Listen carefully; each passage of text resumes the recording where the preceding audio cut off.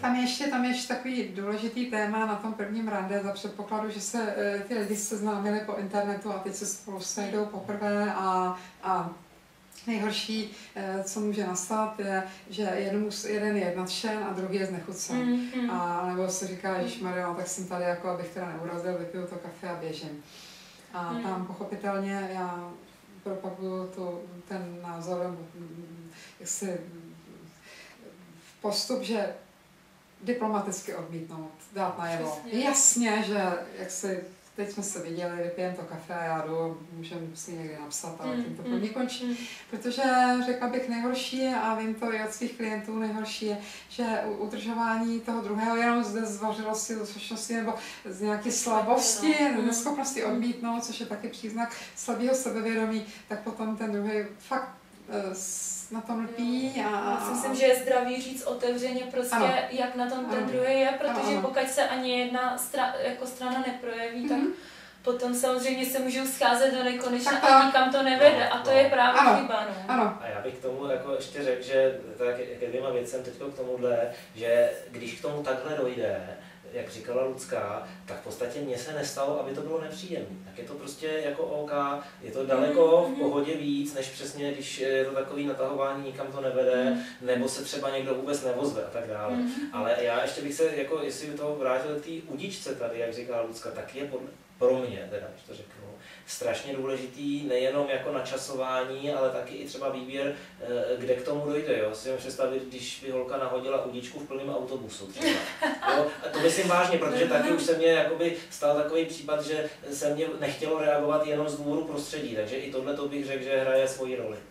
Jako ale tak když je člověk spontánně a nahodí udičku, tak vždycky lze někam dojet, ne? No to jo, no. Zastavit, no, tak já ti to řeknu a teď vystoupíme, jako dá se, no, ale jako tak zase nemůže člověk takto nějak taky vydrží. Klárova, že teď bych mu chtěla něco říct. Prostě teď je to spontánní, když se jít a jedem, ne? No, tak asi, ale nevím, prostě přece jenom taky trochu a tak přece to, zase jo, některý lidi, je pravda, že hodně koukají na to prostředí, na to, aby ty druhý jako, a já to třeba osobně nesnáším, já když se prostě projevím, tak se projevím, i když, já nevím, na mě koukají všichni, protože to takhle cítím a prostě chci to sdělit, tak to prostě řeknu, jo, a pokud ten druhý prostě si je, a zase je to zvláštní, já to pozoruju hodně u mužských, že to prostředí pro ty mužský hraje velkou roli, protože kolikrát i jako, a oni by ty ostatní mě nějakým způsobem hodnotili, tak já se radši neprojevím a projevím se, až budeme třeba spolu sami. To si myslím, že je taky hodně důležité. Jako pro mužskýho, pro mě ne, pro mě určitě ne, ale pro mužský... Jak to vidí Láďa? No, já to vidím trošičku asi možná z jiného pohledu. Třeba pro mě hraje určitou nebo důležitou roli atmosféra. To ani není o tom, jestli tady je někdo, kdo mě bude hodnotit, protože to většinou jsou lidi, kteří mě vůbec neznají, nevědí, kdo jsem a když mě uvidí za 5 minut, tak mě nepoznají, že jo, pochopitelně, a já je taky ne, takže o to ani nejde.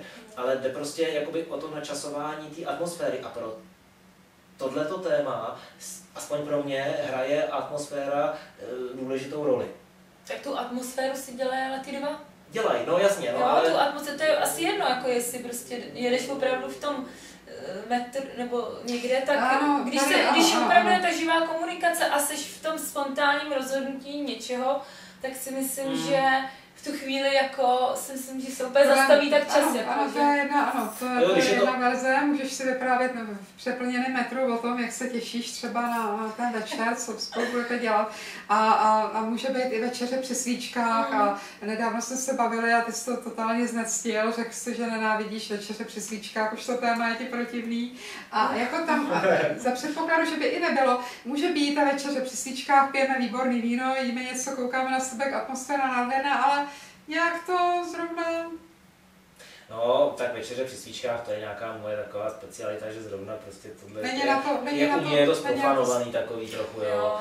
Jo, je to takový trochu kýč, už u mě bych to tak řekl, proto to nemám rád, jo. Jinak nejsem třeba proti nějaký formě romantiky, ale tahle tam mi teda jako nesedí, to musím říct, jo. Ale